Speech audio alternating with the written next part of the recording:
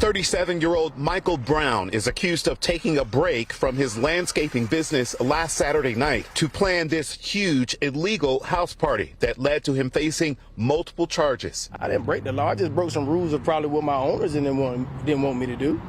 But I didn't break the law. Traffic hazards, loud noises, roadways being blocked. When they arrived on scene, Lieutenant James May says deputies confronted Brown. And, he represented himself as the homeowner, said he was having a party, indicated it was a graduation party. It was in fact not the homeowner, not related to the homeowners, but it was in fact the yard guy. Brown says this was a graduation party for his son and his son's friends. Just wanted to always, do something where we could create an income and bring a positive environment for his friends. It was mostly teenagers and young adults. We estimate anywhere from 300 to 400 people were at the house. A lot of underage drinking going on. In addition to breaking and entering and property damage charges, investigators also charged Brown with obtaining property by false pretenses. Did you charge people to get in? We did not charge, but we did charge because of security reasons. What he was actually doing was charging an entry fee. So we actually recovered and seized just a little over $3,000. The owner knew I was supposed to be there. Brown strongly disputes the story UCSO is telling. I never spoke to them about anything about who stayed there or who owned the place. It wasn't my right to tell them that because it's private property. I didn't sell any alcohol. I wasn't down. Because they're saying there was underage drinking. Nope, no underage drinking. Nope, I bought my drinks. And he also remains confident that he hasn't lost a client. I'm just waiting for them to come home just so I could continue to build my relationship and we can move forward. Boy, oh boy, oh boy, oh boy, oh boy. So we got to talk about a story out of Weddington, North Carolina, involving a black family that is fuming over the fact that their hired landscaper, right? The guy that comes over to cut grass to make sure that your yard is nice, okay, that everything looks good, okay? This guy apparently decided to take over the mansion that this black family owns, by the way, which, again, I think kind of goes directly against this idea that black people somehow, some way are suffering from systemic racism. Again, we have successful black families owning mansions out in North Carolina. Like, come on, right? But anyways, they decided they wanted to hire black, right? They wanted to support black business.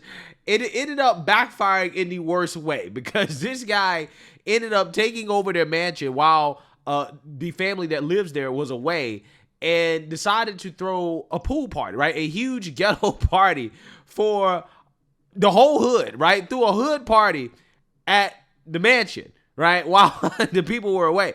So I want to react to this because I think stories like this are a prime example of why is it that there is a struggle for some black entrepreneurs, black folks that are looking to start businesses, is because you got fools like this that basically ruin it, right? They ruin opportunities for themselves and for black people as a whole. So without further ado, let's go ahead and get into this. New tonight, a son says his parents were taken advantage of by the man accused of throwing an illegal, massive party at their Weddington mansion. Channel 9's Jonathan Lowe spoke with the man who says he threw that party last night only on 9.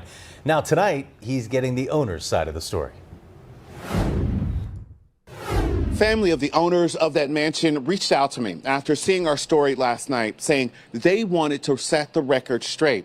They say they would never allow someone to use their property, especially in the way that it was used last Saturday night. What I saw was a very egregious act in my mind. You have youth, they're smoking dope on my parents' back porch. You're in the pool. You have violated.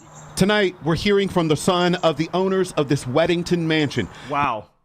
Again, I just have to reiterate, somehow, some way, black folks are struggling in America. They can't make it. The white man is holding them back. Okay, it's terrible. But you have a black family in North Carolina, outside of Charlotte. They're living in a mansion like this, right? How does that happen? Right? I'm trying to figure out, how does that happen? Somebody needs to ask these people, how did you overcome systemic racism? Right? How did you do it? I'm sure there's a lot of white people who wish they were living like this, right? I'm just saying. I guarantee you, there's a lot of white people that say, hey, you know, I wish I was living like these black folks here. So, you know, for these people that come out here, they want to talk about how black people got it so bad. Oh, black people can't get ahead because of white man. Again, I'm trying to figure out how these people acquired this mansion. I'm just saying. Weddington Mansion, Union County Sheriff's officials say, was illegally taken over last weekend for an unauthorized party. I was very angry at the fact that that happened. I knew when I saw that there was no way my parents knew any of this. Investigators say 37-year-old Michael Brown broke into the home and hosted a large party that he later posted to social media. It was left, you know, a hot mess, essentially. 300 to 400 attended. Some of them were teenagers. Those people trust me. They treat me like their son. I'm there every day. Brown is accused of telling deputies who responded to disturbance complaints that he was the homeowner, then the grandson of the homeowner, before ultimately admitting he was the lawn guy. Number one, bro, you cut grass. You're the hired help. So you were there for that reason and that reason only. You know, he's a liar. You know, number one, he told multiple stories to the officers. John Tay Birch says Brown first got the job working for his parents after telling them he was trying to start a landscaping business. Unfortunately, you know, because of their kindness, right, people tend to take that for weakness. And that's exactly what happened here. Yeah, let's be real, right? Let's be real, okay? They hired this guy probably because he was black. He was one of these black dudes that's out here talking about, hey, you know, I'm trying to start a business. You know, I want to start a landscaping company, right? I need an opportunity, right? Give me an opportunity. And somebody gave him an opportunity, right? Wealthy black people gave him an opportunity to build a business, right? To build a reputable business. They gave him an opportunity. And this dude threw it all away. These are wealthy black people, okay, who decided to give this guy a chance. You talk about a big yard, big customer. They got money. They probably need landscaping services year-round. Again, because they have a big yard. They got a mansion. So, yeah, they're going to need a lot of work all the time. Consistent cash flow, right? This is what people dream of. Entrepreneurs dream of when they're starting a business and they're looking for customers, right? The first customer. This guy's first big customer is a whale, right? Consistent cash flow, big account. And on top of that, because they're wealthy, that means they probably have a network, which means this guy probably had opportunities to cut other people's lawns, to do landscaping services for their friends who are also probably wealthy as well too. And this guy could have easily scaled his landscaping business just based off this one client and had himself a nice business and employed other black folks, other people as well too. But he threw it all away because he wanted to throw a party for his son. He threw it all away for a few hours of flexing, right? Flexing for people who probably ain't got a damn thing. And he ain't got a damn thing, which is why he did this in the first place, because he ain't never had shit in his life. Because if he actually had something, then he would have known better. Hey, maybe I shouldn't do this, right? Let me not throw a party at a house I don't own. For what? Dude, your landscaping business get big enough, you can go buy your own mansion. If you would have wait 10 years, right? Build up your business, go buy your own mansion. Throw as many parties if you want for your son. But again, this is what I'm talking about when I try to tell people about what separates successful people from unsuccessful people. And that is time preference, okay? This guy clearly has a high time preference. He wants it now, right? He was like, I'm going to have a party for my son, for the hood. I'm going to flex now, right? Because I got access to this mansion and try to make a quick buck off of it as well, too. He charged people money to get in, made thousands of dollars. Not understanding that thousands of dollars that he may have made for that party, it's not going to be worth it in the long run, right? Not going to be worth it. But he wanted it at that moment, right? He wanted it at that moment. Instead of realizing that, hey, if this landscaping business really take off, I got a big customer. If I work hard, if I do a great job, I'm probably going to get more work. I'm going to make a lot of money. in the long run, in 5-6 years, I can buy my own mansion. I can buy my own house in this neighborhood. And then I can just throw my own parties and I ain't got to worry about losing my job, right? But he couldn't wait. He couldn't wait. He wanted the satisfaction now. He wanted the flex now. And now he's lost everything. Nobody's ever going to hire this dude again. Why? This guy might break in your house and throw a party. Who would ever hire this guy to do yard work, to landscape?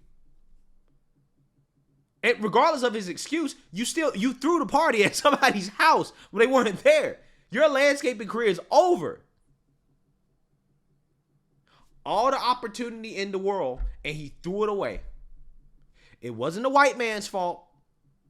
It wasn't systemic racism. The government wasn't holding him back. Nothing is holding this guy back except his own stupidity.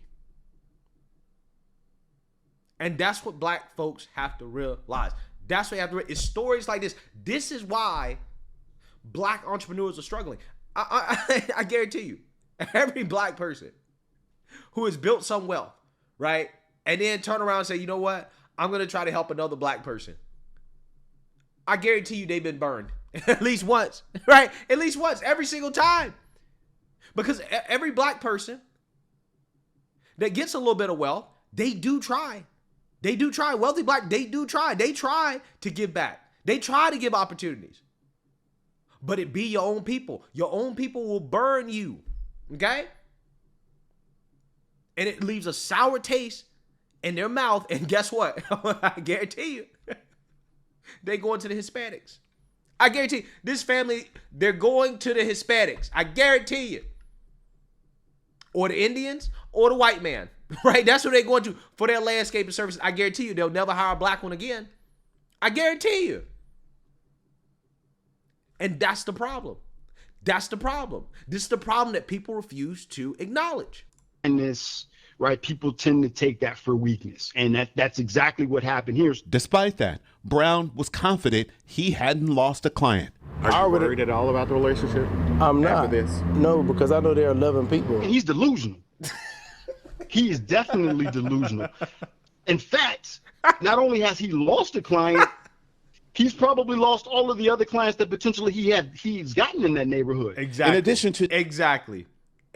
And that black man, he sound like a businessman, right? He sound like a guy that probably has done a lot of business, right? He sound like he don't play games.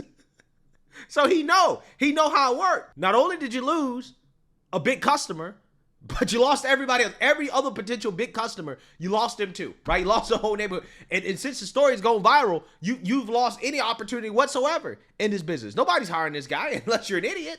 Nobody's hiring this guy. It's sad. It really is. But I'm telling you, there are a lot of stories like this of black folks that have some money that try, right? They try to give other black folks opportunity. They try to give their own people opportunity, and they get burned. And it happens more often than you think. Trust me, I know. To the accusations of underage drinking, sheriff's officials say there was also property that was stolen and property damaged at that mansion. Birch said he believes Brown not only needs to be held accountable criminally, but also civilly. In Union County, Jonathan Lowe, Channel 9, Eyewitness News. Wow. That is a wild story. Again, the point of this video is that it be your own people, right?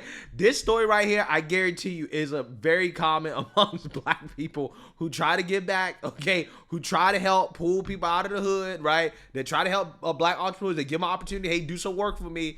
And it turns out that you get burned. You get burned. And that's why you have these people that are struggling. This is why the Mexicans taking over. This is why we lose it. Okay, we lose it to the Latinos. Losing to the Asians, losing to the white man, losing to everybody, right? This is why black people at the bottom, for this very reason right here.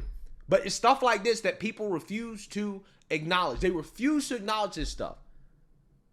This man had the opportunity of a lifetime and blew it. Trying to flex for the hood, right? Trying to impress people who ain't got a damn thing. It's a shame. It really is. But I'm telling you, these stories are more common than you think. Trust me, I know. personally. Let me know what you guys think. Make sure you like, comment, and subscribe. Most importantly, share a Black conservative perspective. Peace.